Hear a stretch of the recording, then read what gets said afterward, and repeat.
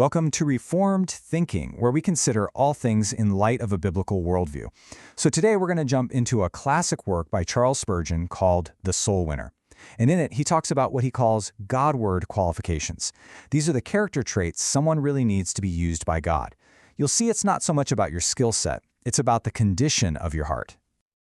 Spurgeon kicks things off with this huge statement. He's basically saying, look, if a blacksmith's job is to shoe a horse, then a minister's main job, the one thing he absolutely has to do, is win souls. Everything else is secondary. This one single focus sets the stage for everything else he's about to say. But what's really interesting is that before he tells us who God uses, he starts by telling us who God won't use. Yeah, and right at the top of that list of people God rejects is the person who is full of pride. And Spurgeon is super direct here. He doesn't pull any punches. He says God loathes the proud. This isn't just some little character flaw. It's a quality that makes God himself stand against you and just pass you by no matter how talented you think you are. And get this, he breaks pride down into two types. He calls one of them dwarf pride, and that's a kind of petty vanity we all know, right? The person who's always fishing for a compliment. But then there's this other one he calls ogre pride, and he thinks this one is way, way worse. This is the person who is so full of himself that he doesn't even want your praise because, frankly, he looks down on you. Spurgeon is crystal clear. God hates both of them. Okay, so the other kind of minister God won't use is the one who just isn't serious about the work. Spurgeon has this amazing picture for this. He calls them bright poker sermons. Just imagine a poker by the fireplace that's all shiny and perfect, but it's always cold. It never actually touches the fire. He says some sermons are just like that. All style, no heat. They're completely useless for warming up a single cold heart. So if pride and being cold-hearted are out, what is God actually looking for? Right, that's the big question, isn't it? If God is this mighty worker, as Spurgeon calls him, what kind of tool is he actually going to pick up and use? What does a person need to have to be useful in his hands? And Spurgeon lays out 5 things. And you'll notice every single one of these is about your character, about what's going on inside.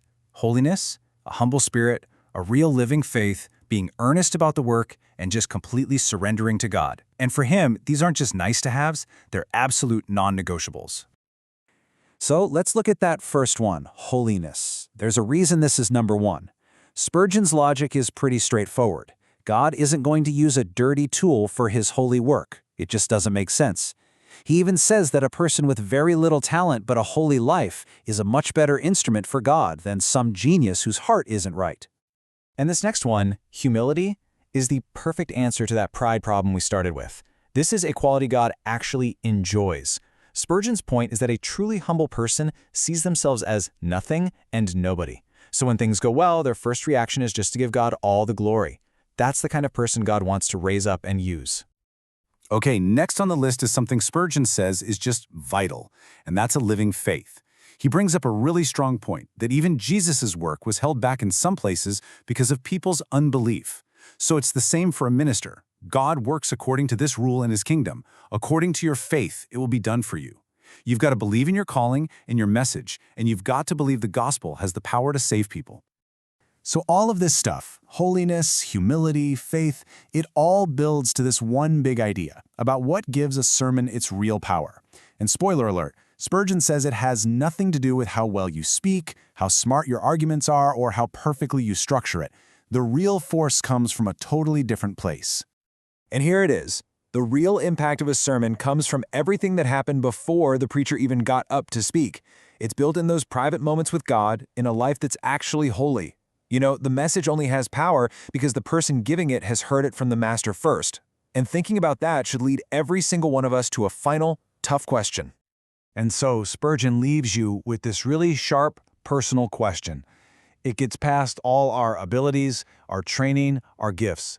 When you think about these Godward qualifications, holiness, humility, faith, surrender, we each have to ask ourselves this: is my life, right now, an instrument that the mighty worker can actually pick up and use?